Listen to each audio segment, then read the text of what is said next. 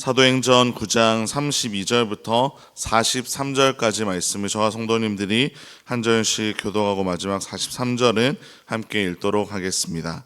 그때 베드로가 사방으로 두루 다니다가 룻다에 사는 성도들에게도 내려갔더니 만남에 그는 중풍병으로 침상 위에 누운 지 8해라. 베드로가 이르되 에니야야, 예수 그리스도께서 너를 낫게 하시니 일어나 내 자리를 정돈하라 한데 곧 일어나니 룻다와 사론에 사는 사람들이 다 그를 보고 주께로 돌아오니라. 요바에 다비다라 하는 여제자가 있으니 그 이름을 번역하면 도르가라. 선행과 구제하는 일이 심히 많더니 그때에 병들어 죽음에 시체를 씻어 다락에 누이니라. 룻다가 요바에서 가까운지라 제자들이 베드로가 거기 있음을 듣고 두 사람을 보내어 지체 말고 와달라고 간청하여 베드로가 일어나 그들과 함께 가서 이르매 그들이 데리고 다락방에 올라가니 모든 과부가 베드로 곁에 서서 울며 도르가가 그들과 함께 있을 때 지은 속옷과 겉옷을 다 내보이거늘 베드로가 사람을 다 내보내고 무릎을 꿇고 기도하고 돌이켜 시체를 향하여 이르되 다비다야 일어나라 하니 그가 눈을 떠 베드로를 보고 일어나 앉는지라. 베드로가 손을 내밀어 일으키고 불러들여 그가 살아난 것을 보이니 온 요빠 사람이 알고 많은 사람이 주를 믿더라. 베드로가 요빠에 여러 날 있어 시몬이라 하는 무두장이의 집에서 머무니라. 아멘. 예수님의 제자들이 모두 그러했듯이 베드로 역시 유대인이었습니다. 그러다 보니 유대인으로서 오랫동안 가지고 있었던 이방인들에 대한 종교적, 문화적 선입견으로 인해 복음이 전해지는 것이 어려워질 때가 있었습니다. 그래서 하나님은 예루살렘 교회의 대표라고 할 수 있는 베드로를 사용하셔서 유대인과 이방인 사이를 이어주시려고 베드로를 요빠로 이끌어 가십니다. 이 요빠라는 지역이 유대와 이방을 이어주는 아주 중요한 항구였기 때문입니다.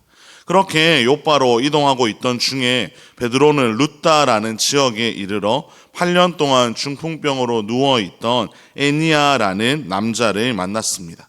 그리고는 베드로는 예수님께서 일어나 내 침상을 가지고 집으로 가라고 말씀하시며 중풍병자를 고쳐 주었듯이 34절을 보시면 일어나 내 자리를 정돈하고 라고 말하며 에니야를 일으켜 주었습니다. 그러자 예수님께서 중풍병자를 고쳐주었을 때 수많은 사람들이 예수님을 믿었던 것처럼 35절에 베드로의 사역을 본 사람들도 주께로 돌아오는 역사가 일어났습니다.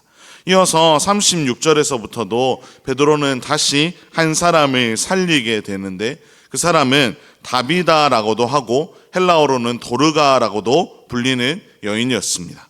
사실 다비다는 그 지역에서 선행과 구제하는 일에 앞장서던 사람이었습니다. 그러니 사람들은 그녀의 죽음을 누구보다 안타까워했습니다. 그러던 중에 베드로가 자신이 거주하고 있는 이 요빠에서 아주 가까운 룻다라는 지역에 머물고 있음을 알고 베드로를 초청한 것이었습니다. 이 초청에 베드로는 요빠로 즉시 이동해서 다비다가 누워 있는 곳에 갔습니다. 그가 도착하자마자 사람들은 다비다가 얼마나 좋은 사람이었는지, 얼마나 사람들에게 선을 많이 베풀었는지를 잘 설명해 주었습니다. 그리고 나서 40절에 베드로는 사람들을 다 내보내고 기도했고 다비다가 살아났습니다.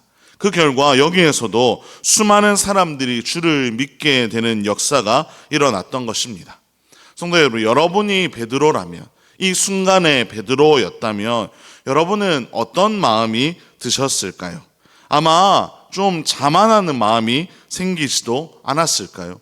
중풍병자를 일으키고 죽은 사람을 살리는 것이 마치 내가 한 것 같은 마음이 들지 않았을까요?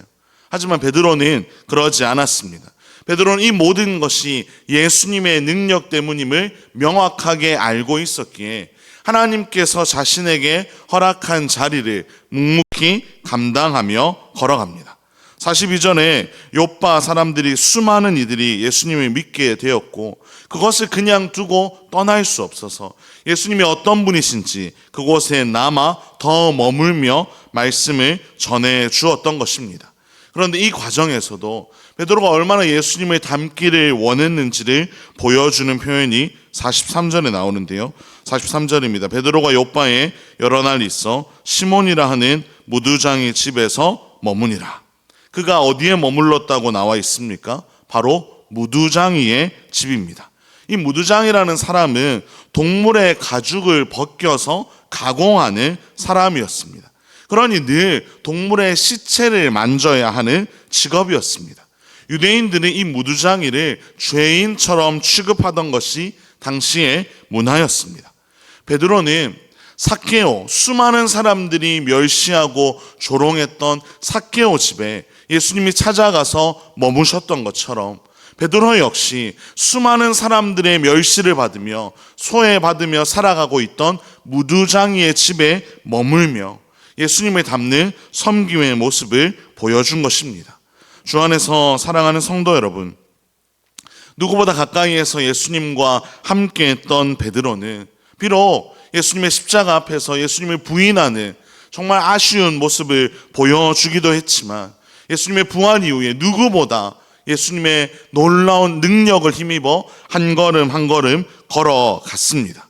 허락되는 자리자리마다 예수님 닮기를 원하는 마음을 가득 담아 모든 삶에 있어서 예수님을 닮으려 애쓰며 살아갔습니다. 저는 오늘 이 본문을 통해서 우리 모두가 예수님을 닮는 일에 우리의 마음을 쏟을 수 있기를 간절히 소망합니다. 오늘도 이 새벽에 하나님 앞에 하나님, 내 삶을 그렇게 빚어주십시오. 내 삶을 정말 하나님을 닮고 그리스도를 닮는 그런 귀한 삶을 살아가게 해달라고 간절히 구하시면서 삶의 모든 자리에서 예수님을 더 닮아가는, 그래서 그 모습을 통해 수많은 이들이 예수님을 믿게 되는 역사가 일어나게 되기를 주님의 이름으로 축원합니다. 기도하겠습니다. 사랑과 은혜의 하나님 아버지, 오늘도 사랑하는 하나님을 찾으며 높이며 이 하루를 시작하게 하시니 감사를 드립니다. 하나님의 이끄심 안에서 허락된 자리자리마다 귀한 사명을 감당하며 누구보다 예수님을 닮기 원했던 베드로처럼 하나님, 우리도 그 부르심을 따라 살아가며 예수님 닮기 위해 애쓰는 삶이 되게 하여 주시옵소서. 하나님께서 허락하신 자리에서 하나님이 주시는 능력으로 살아가게 하시고 그리스도의 마음으로 사람들을 품고 위로하고 바른 길로 이끌어 갈 수 있도록 우리의 삶을 사용하여 주시옵소서.